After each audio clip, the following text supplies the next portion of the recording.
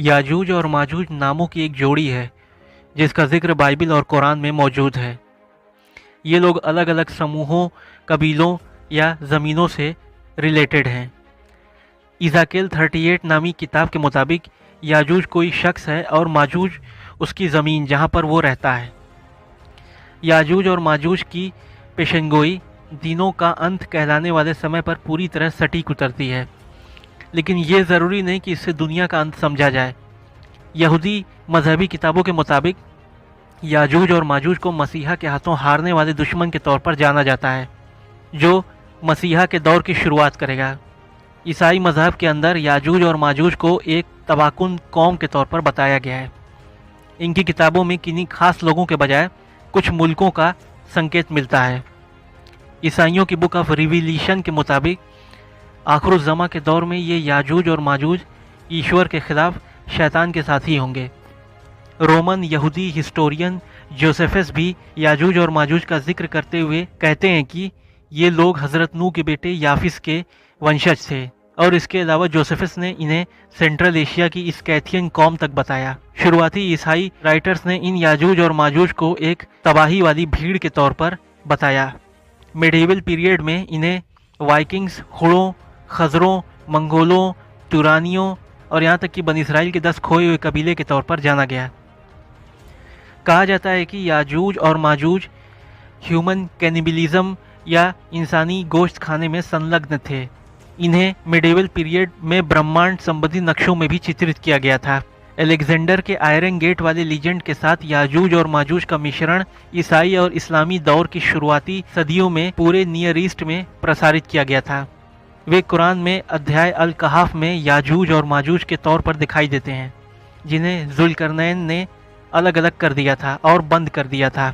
जुल्करनैन, जिनका कुरान में एक मजहबी बादशाह और फातेह के रूप में उल्लेख किया गया है। कुछ समकालीन मुस्लिम हिस्टोरियंस और ज्योग्राफर्स ने वाइकिंग्स को याजूज और माजूज माना।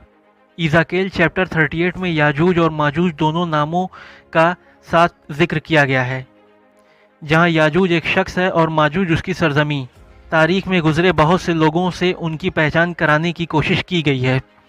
ख़ास तौर से 7वीं सदी ईसा पूर्व की शुरुआत में लीडिया, जिसे आज टर्की के तौर पर जाना जाता है, वहाँ के राजा गिजेस से किया गया।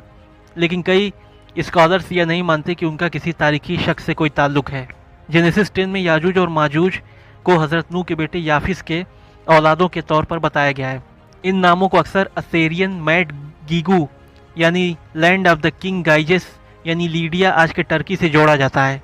ईसाई ग्रंथ बुक ऑफ रिविलेशन की किताब के चैप्टर 19 से 21 में पहली सदी ईस्वी के आखिर से बताते हैं कि कैसे शैतान को 1000 साल के लिए कैद किया जाना है।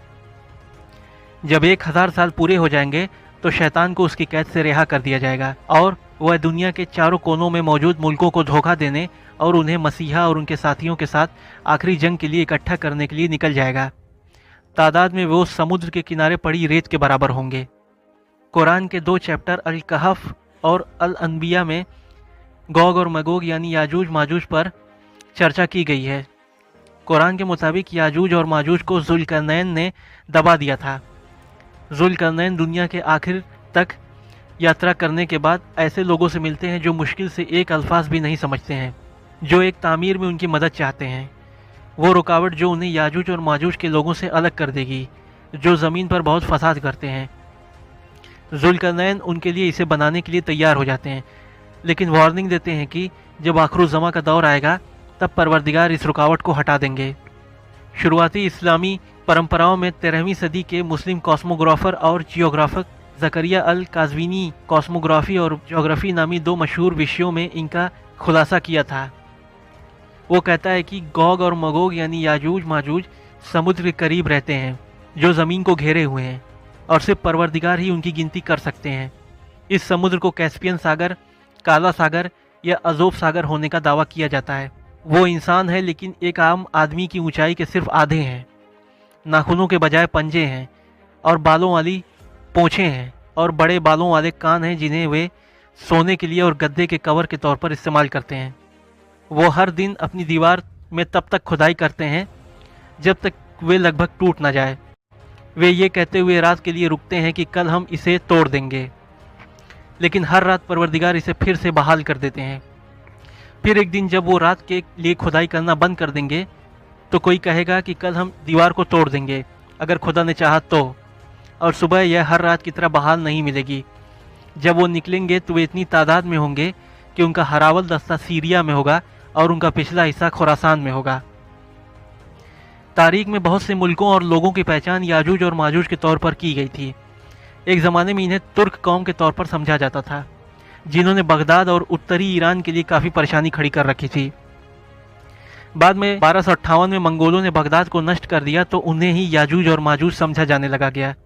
उन्हें सिविलाइज्ड लोगों से अलग करने वाली दीवार आमतौर पर आज के अर्मीनिया और अज़रबैजान की ओर बनाई गई थी, लेकिन साल 842 ईस्वी में खलीफा अल वतीख ने एक ख्वाब देखा जिसमें उन्होंने देखा कि वो दीवार टूट गई है, और उन्होंने सल्लाम नामी एक अफसर को जांच के लिए भेजा। सल्लाम 2 साल से ज़्यादा वक्त बाद वापस लौटा और उसने बताया कि उसने दीवार और टावर भी देखा है जहां जुल्करनैन ने अपनी तामीर करने वाले औजारों को छोड़ा था, और सब कुछ अभी भी बरकरार है। यह पूरी तरह से साफ नहीं है कि सल्लाम ने क्या देखा, लेकिन हो सकता है कि वह कॉकेशस या ग्रेट वॉल ऑफ चाइना के जेट गेट और चीन के बॉर्डर पर सबसे पश्चिम में मौजूद दरभंग तक पहुंच गया हो। कुछ वक्त बाद 14वीं सदी के ट्रैवलर इब्न बतूता ने बताया कि यह दीवार ज़ैतून शहर जो कि चीन के तट पर मौजूद है वहां से 8 दिन की दूरी पर है। ट्रांसलेटर कहता है कि शायद इब्न बतूता ने चीन की दीवार को ही जुल्करनैन की दीवार समझ लिया। हिस्ट्री और ज्योग्राफी के मुख्तलिफ मॉडर्न स्कॉलर्स वाइकिंग्स और उनकी औलादों को याजूज और माजूज मानते थे, क्योंकि स्कैंडिनेविया के इन अनजान समूहों ने यूरोप की तारीख में अचानक से एंट्री की। वाइकिंग यात्रियों और कॉलोनाइजर्स को तारीख में कई जगहों पर बेरहम हमलावरों के रूप में देखा गया था। कई तारीखी दस्तावेजों से पता चलता है कि कई दूसरे इलाकों पर उनकी फतह ईसाई मिशनरियों के द्वारा उनकी ज़मीनों पर कब्जे के जवाब में थी। ब्रिटिश और जनूबी एशियाई सियासत में अहम भूमिका निभाने वाले अल्लामा मोहम्मद इकबाल, सईद अबुल आला मौदूदी और अमेरिकी अकादमिक अबू अम्मार यासिर काधी और कैरिबियाई एस्केटोलॉजिस्ट इमरान एन हुसैन जैसे प्रोफेसरों और फ़लसफ़ियों ने वाइकिंग्स के ऊपर काफ़ी रिसर्च करने के बाद और उनका चाल चलन और भाषाई गतिविधियों की जांच पड़ताल करने के बाद उनकी तुलना याजूज और माजूज के साथ की। सही मुस्लिम के मुताबिक पैगंबर ने बताया, फिर कुछ लोग जिन्हें परवरदिगार ने दज्जाल से हिफाजत में रखा था मरियम के बेटे ईसा के पास आएंगे और वह उनके चेहरे पोछेंगे और उन्हें जन्नत में उनके दर्जात के बारे में बताएंगे, और यह ऐसे हालात में होगा कि खुदा ईसा अलैहिस्सलाम को प्रकट करेंगे और कहेंगे कि मैंने अपने बंदों के बीच से ऐसे लोगों को निकाला है जिनके खिलाफ कोई भी लड़ने के काबिल नहीं होगा। आप इन लोगों को हिफाजत के साथ कोहितूर तक ले जाएं, और फिर अल्लाह ताला याजूज और माजूज को भेजेंगे। वे हर ढलान से झुंड में आएंगे। उनमें से सबसे पहला झुंड तिब्रिया झील को पार करेगा और उसका पानी पी जाएगा, और जब उनमें से आखिरी झुंड वहाँ से गुजरेगा तो वो कहेगा यहाँ कभी पानी था। कुछ स्कॉलर्स याजूज और माजूज के वाक़यात के आखिरी हिस्से को तिब्रिया झील से जोड़ने की कोशिश करते हैं, जिसे दुनिया की सबसे निचली मीठे पानी की झील के रूप में जाना जाता है। हिस्टोरियन इब्न कथीर ने अपनी किताब अल बिदाया वल निहाया में इसी तरह के उसूलों का जिक्र किया है, और यह भी जिक्र किया है कि याजूज और माजूज तुर्कों के 2 गिरोह हैं, जो तुर्कों के बाप याफिस के वंशज हैं, जो पैगंबर नूह की औलादों में से एक थे। मौजूदा दौर के कुछ मुस्लिम स्कॉलर्स ने याजूज और माजूज को एलियन का नाम दिया है, जबकि कुछ और मुस्लिम स्कॉलर्स इस्लामी मजहबी किताबों के हवाला देकर इस मान्यता को खारिज करते हैं। दोस्तों, वीडियो ज़्यादा लंबा ना कीजिए, इसके लिए इसे यहीं ख़त्म किया जाता है, लेकिन इसका अगला पार्ट भी जल्द ही अपलोड कर दिया जाएगा, जिसमें इस मखलूक यानी याजूज और माजूज के बारे में ऐसे ऐसे फैक्ट्स बताए जाएंगे कि लोगों की अकलें दंग रह जाएंगी। दोस्तों, इस वीडियो में बताए गए तमाम वाक़यात तारीख में अलग अलग वक्तों में गुजरे लोगों के बयानात पर मबनी है।